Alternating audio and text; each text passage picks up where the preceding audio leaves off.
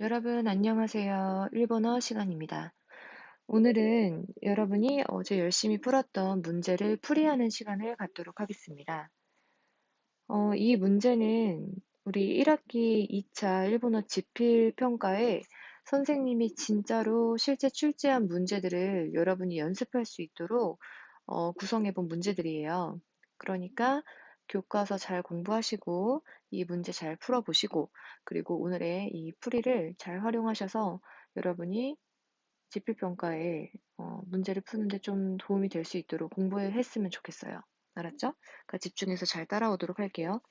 여기 보면 1학기 일본어 지필 연습 문제 1이라고 되어 있는데 앞으로 몇 차례 더 연습 문제를 줄 거예요. 이 1번 연습 문제는 여러분이 공부했던 글자, 일본어 히라가나 글자, 그리고 만남의 인사말, 헤어짐의 인사말 했던 거 기억나시죠?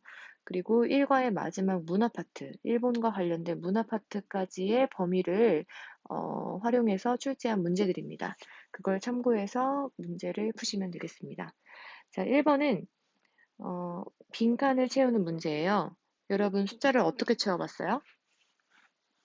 자, 정답은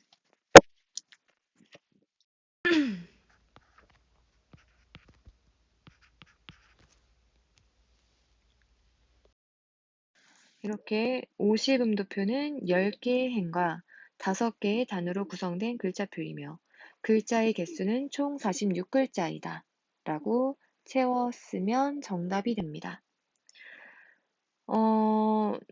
50음도표라는 건 일본의 글자를 표로 만든 일정한 규칙에 따라 만든 표였습니다.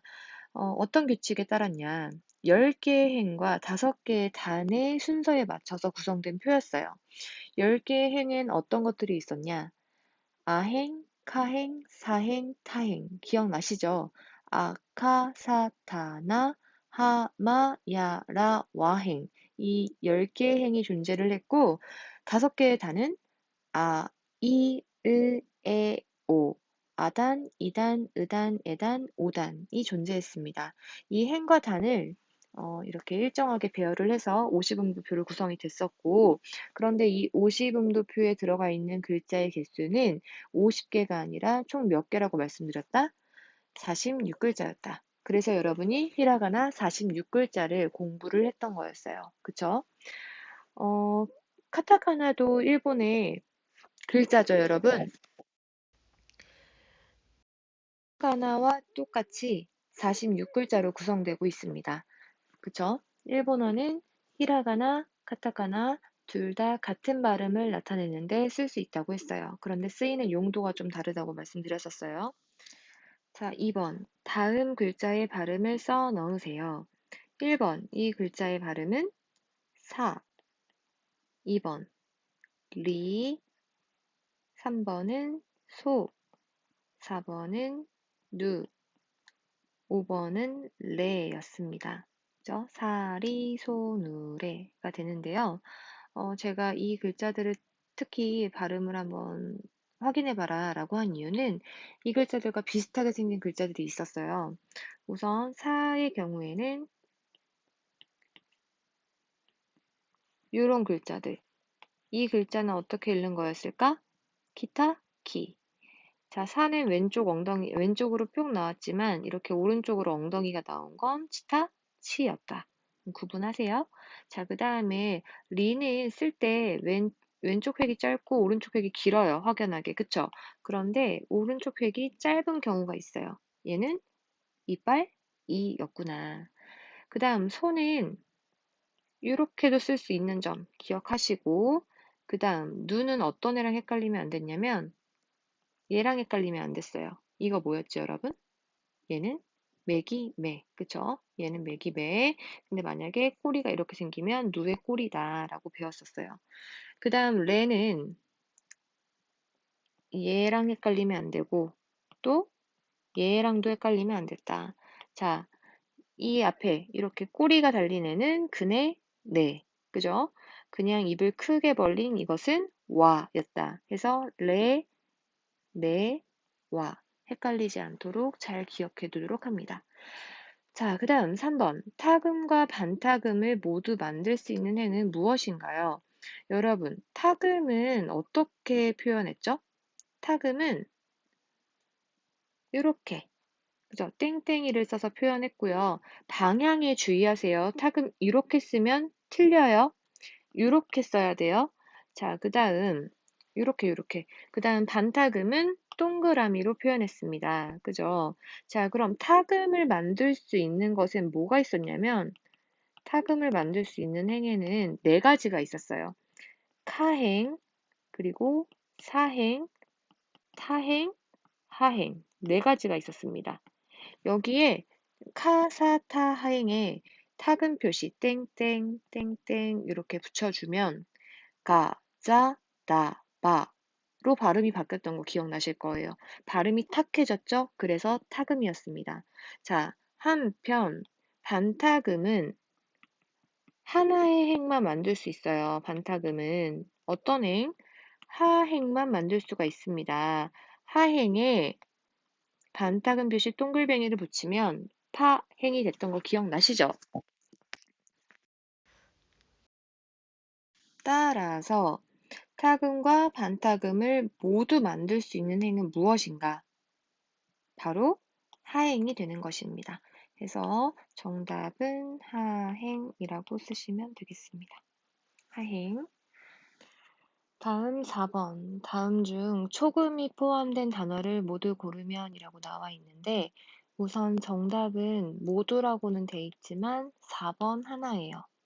네, 모두라는 건 여러분을 헷갈리게 하기 위해서 한번 넣어본 표현입니다. 초금이 어떤 거였죠, 여러분? 초금? 초금은 작은 츠였고요. 작은 츠. 그리고 이 작은 츠는 받침의 역할을 했죠. 어떤 받침의 역할을 했냐면 키읔, 시옷, 티귿, 피읗의 받침 역할을 했습니다. 이 뒤에 어떤 글자가 오느냐에 따라서 그 글자의 자음을 그대로 가지고 와서 키읔이 되거나 시옷이 되거나 하는 그러한 룰이 있었어요. 기억나실 거라 믿습니다. 자, 여기서는 초금이 포함된 단어만 고르면 되는 거니까요. 작은 치가 있는지 없는지만 살펴보면 되겠습니다. 자, 1번. 이샤, 의사란 뜻이었어요. 의사. 여기에는 초금이 없죠. 작은 야가 있는데 이건 요음이라는 녀석이었어요. 요음. 그 다음 2번. 나마에라고 되어 있는데 나마에는 이름이란 뜻이고 여기엔 초금이나 뭐 요음이나 아무것도 포함되지 않았죠. 그 다음 3번, 츠크에라는 단어가 나왔는데, 츠가 있긴 있어요. 그렇지만 작은 츠가 아니라 큰 츠입니다. 그냥 히라가나 츠예요. 츠크에. 얘는 의자란 뜻이에요. 의자, 의자. 얘는 큰 츠니까 초금이 포함된 단어가 아니겠죠. 그 다음 4번을 보면 가꼬라고 되어 있는데, 가꼬는 학교란 뜻이었어요. 학교란 뜻이었고, 여기 보니까 작은 츠가 숨어 있어요. 그쵸? 이 작은 츠가 있기 때문에 정답은 4번이 되는 것이고, 여기서 이 츠의 받침은 뭐가 될까요, 여러분? 뒤에 있는 글자 보라 그랬죠? 뒤에 있는 걸 봤더니 코가 있습니다. 코니까 이 네 개의 발음 중에 뭐가 되겠어요? 그쵸? 이게 되겠죠. 받침이. 그죠? 따라서 발음은 갖고가 된다. 갖고.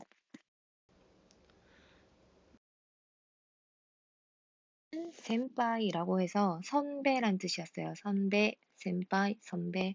여기는 지금 뭐 초금도 없고 아무것도 없어요. 그죠? 뭐 굳이 따져보자면 여기에 특수한 발음인 응이 들어가 있습니다. 이 응도 받침의 역할을 하는 애여서 센파이라고 발음을 했는데 바로 5번 문제에서 이 응의 문제가 나옵니다. 다음 단어에 포함된 세 개의 응은 모두 발음이 다르다. 각각 어떻게 발음하는지 쓰시오. 지금 제시된 단어를 보니까 응이 세 개나 있어요. 그쵸? 이 응도 초금처럼 받침의 역할을 하는 애였는데 이 응의 원래 이름, 원래 명칭이 존재하는데 이것은 뭐라고 했다? 발음이라고 합니다. 발음. 이렇게 발성 기관에서 나오는 이런 이때의 발음이 아니라 이 응의 명칭을 발음이라고 해요. 이름을. 이 발음은 어떻게 썼느냐?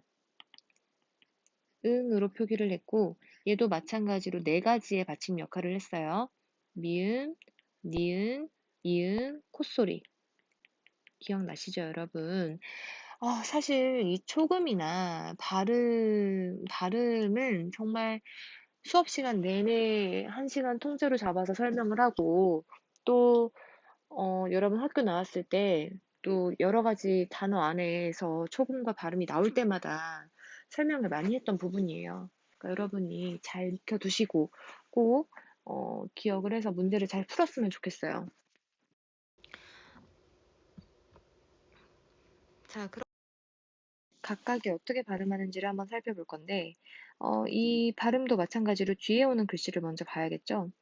이게 신칸센이라고 일본의 우리나라의 KTX 같은 고속열차 신칸센을 일본어로 표기를 한 거예요. 자, 먼저 첫 번째 은은 뒤에 카가 왔으니까 어떻게 발음이 되겠다? 얘는 이응으로 발음이 될 거예요. 그리고 이 뒤에 있는 은은 뒤에 글자를 봤더니 새네요, 새. 새는 누구의 가족? 사의 가족이죠, 사.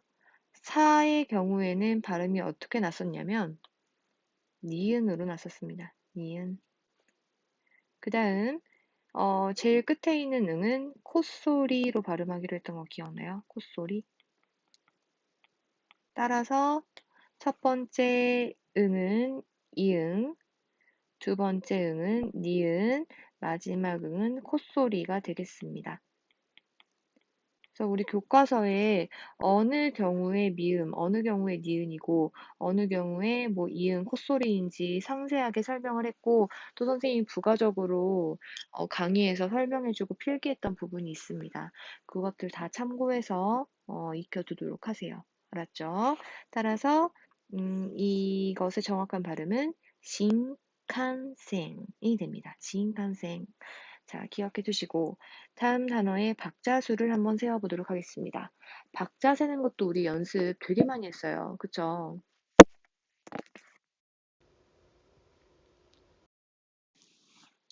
정답은 우선 일곱 박자예요. 일곱 박자. 일곱 박자입니다. 어떻게 그럼 일곱 박자가 됐느냐 보도록 합니다. 자, 일본어의 글자는 기본적으로 한 글자당 한 박자를 가진다는 법칙이 있었어요. 그런데 요음은 박자를 안 가졌습니다. 요음. 자, 그럼 보세요. 한 박자, 두 박자, 세 박자, 네 박자, 다섯 박자, 여섯 박자. 이 야는 박자로 센다, 안 센다? 안 센다. 앞에 있는 글자와 함께 박자로 세기 때문에 통째로 한 박자, 또 한 박자가 될 거예요. 그래서 하나, 둘, 셋, 넷, 다섯, 여섯, 일곱 박자가 되는 것입니다.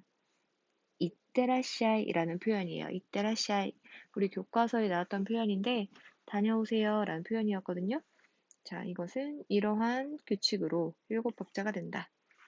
써두시고요. 그 다음 7번. 두 단어를 비교해서 장음이 있는 단어를 고르고 뜻을 써라. 장음이라는 건 말 그대로 길 장자, 길게 발음하는 단어였어요. 1번 비교해 볼게요. 오바상, 오바아상. 자, 바 다음에 아가 한 번 더 나왔어요. 이렇게 같은 모음이 연속될 때 장음이라는 법칙이 생겨났어요. 따라서 이 1번에서 장음이 있는 단어는 이 오바상일 거고요. 어떤 뜻이었냐면 얘는 할머니란 뜻이었습니다. 할머니. 할머니. 왼쪽에 있는 장음이 없는 오바상은 아주머니란 뜻이에요. 그러니까 호칭을 쓸 때 조심하셔야겠죠. 장음이 있느냐 없느냐에 따라서 완전 달라지니까요.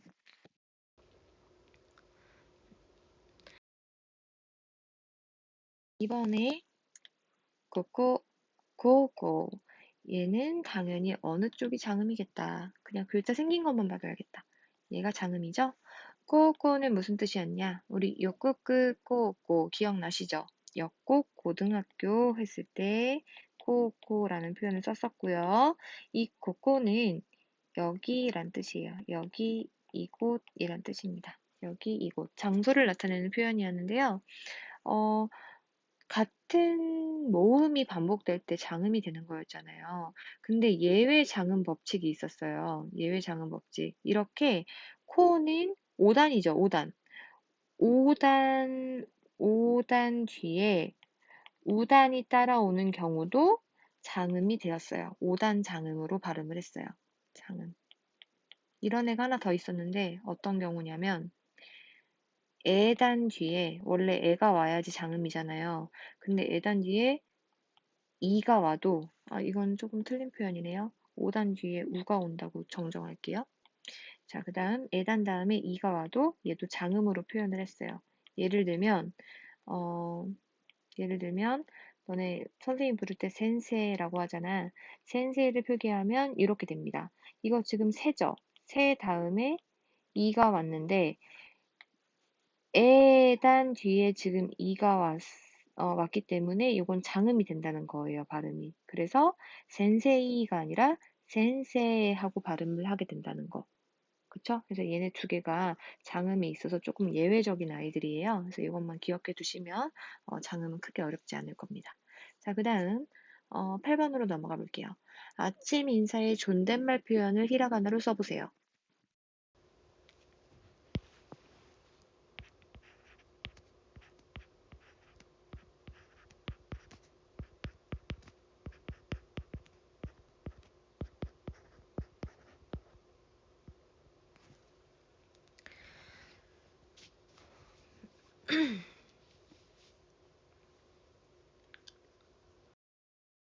인사 여러분, 아침 인사는 오하요라고 하죠. 오하요. 안녕이란 뜻이고요. 그 오하요의 존댓말 표현은 오하요 고자이마스를 붙여서 썼어야 됐어요. 그쵸? 그래서 오하요 고자이마스가 정답일 겁니다. 점심 인사, 곤니치와 저녁 인사, 곤방와 이런 것들은 존댓말 표현이 따로 없었던 거 기억하시죠? 이런 부분도 잘 기억해 두시고요. 그 다음 9번. 방과 후 선생님에게 안녕히 계세요라는 의미로 쓸 수 있는 인사말이 무엇인지, 그런데 그 인사말이 친구에게는 사용할 수 없는 이유를 설명해라. 자, 우선 우리 방과 후 헤어지면 인사말 되게 많이 배웠어요. 바이바이, 자, 맞다네, 맞다 하시다, 사요나라 이런 것들을 배웠는데 이 중에서 선생님에게 쓸 수 있는 표현은 사요나라였습니다. 사요나라. 안녕히 계세요라는 의미로 사요 우나라예요. 사요우나라, 사요우나라 쓰시고 이 사요우나라를 친구에게 쓸 수 없는 이유는 무엇이었냐? 사요나라는 어른들한테는 쓸 수 있지만 뭐 선생님이나 직장 상사한테는 안녕히 계세요라는 의미로 쓸 수 있어요. 그렇지만 매일 만나는 친구한테는 쓸 수가 없습니다. 왜냐하면 친구 사이에서는 우리 교과서에서 다 필기한 내용이에요. 오래 만나지 못하거나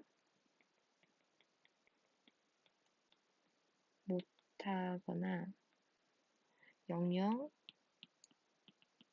헤어지는 경우에 사용하기 때문이다.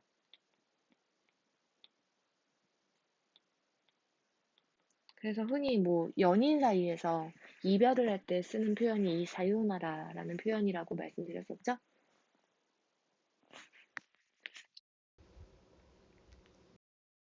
자, 이렇게 헤어짐의 인사말의 특징들도 잘 기억해 두시고요.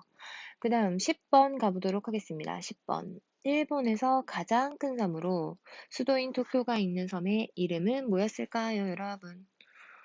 자, 일본은 우선 몇 개의 큰 섬으로 이루어져 있다. 네 개의 큰 섬으로 이루어져 있다. 자, 어떤 것들이었죠? 위에서부터 순서대로 홋카이도,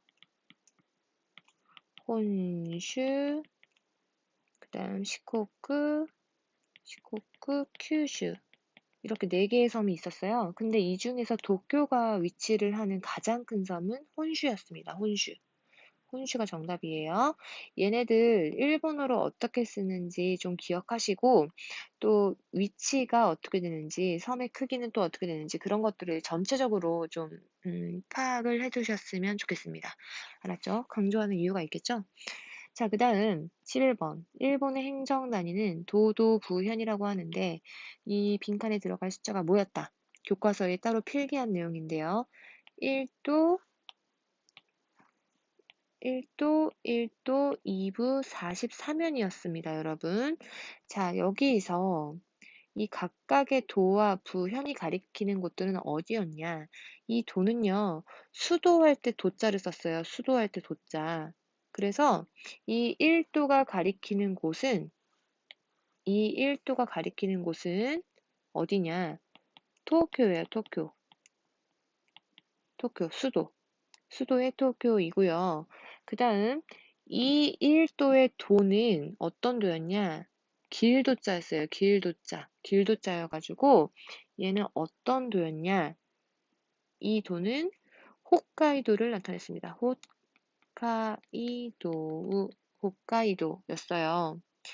홋카이도를 한자로 표현하면 북해도거든요. 북해도. 북쪽 바다의 길이란 뜻입니다. 북해도의 도자를 맨 마지막에 이 도자를 써요. 그래서 일본의 수도, 수도할 때 도자니까 도쿄를 나타내고 이때의 도는 길도자를 써서 홋카이도, 북해도, 홋카이도를 나타낸다는 것을 알아두셔야 되고 그 다음에 2부는 어디였냐면 일본에 또 중요한 도시 두 개가 있는데 어디였냐? 얘는 글자 색깔 바꿀게요. 이 2부는 어디였냐면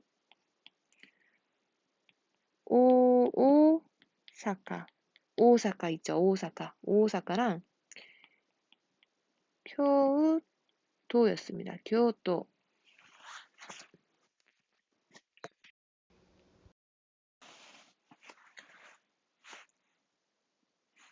이 오사카랑 교토는 여러분도 많이 들어봤죠? 오사카, 교토. 그 여러분의 귀에 익숙할 정도로 되게 중요한 도시예요, 일본에서. 그래서 이걸 두 개의 부라는 표현으로 따로 묶어두고 있는 거예요. 예를 들면, 도쿄는 도쿄, 도, 홋카이도는 도, 홋카이도, 그 다음 오사카부, 교토부라는 식으로 표현을 하는 거죠. 나머지 지역은 전부 현이라고 하고요. 그 쓰나미가 터졌던 후쿠시마는 후쿠시마 현 이런 식으로 표현을 하는 거예요. 그래서 일본은 우리나라의 뭐 서울특별시, 경기도, 인천광역시 이렇게 무슨 특별시, 도, 광역시처럼 표현하는 행정 단위를 이렇게 도, 부, 현으로 표현하고 있다라는 점을 알아두시라는 겁니다. 그리고 각각이 나타내는 이 지역에 대해서도 알아두시고요. 자, 그 다음 12번 가보도록 하겠습니다. 일본의 소비세는 몇 프로이다, 여러분? 10%이다, 10%. 일본은 물건마다 소비세가 포함되어 있어서 내야 된다고 했죠?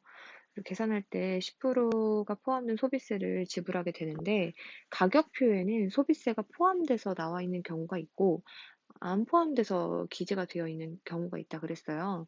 그래서 그걸 따로 표기를 해주는데 세금을 J라고 표현하거든요. J, 코미, 그리고 J, 누키라는 표현이 있어요. J 누키. J 코미는 세금 포함된 가격표다라는 뜻이고요. 세금 포함. 반대로 J 누키는 세금이 포함되지 않은 가격표, 가격이라는 뜻입니다. 세금이 포함되지 않은 가격. 포함 아닌 가격이에요, 여러분. 그래서 가격표를 보면 이게 J 코미인지 J 누키인지를 잘 보고 일본에서 물건을 사야 된다라고 말씀드렸습니다. 자, 그 다음 13번을 가보도록 하겠습니다. 일본어 문자는 크게 세 가지이다. 뭐랑 뭐가 있을까요? 히라가나, 카타카나, 그리고 한자. 이렇게 세 가지가 있어요. 히라가나는 제일 우리에게 익숙한 글자이죠. 일본에서는 이제 고유 일본어를 표기하는 데 사용을 하고 카타카나는 외래어 그리고 한자는 이런 단어들을 표기하는 데 사용된다라고 우리가 수업 시간에 배웠습니다. 그래서 지금 사실 되게 오랜만에 배웠기도 했고 좀 생소한 부분이 있을 수도 있을 것 같아요. 그치만 우리가 수업 시간에 정말 많이 다뤘던 부분들입니다. 생소하게 느껴진다는 것은 여러분이 복습을 하지 않았다는 증거예요. 그러니까 이번 기회에 확실하게 이 파트까지는 꼭 잘 잡아두고 넘어갔으면 좋겠어요, 이 시간에. 알았죠?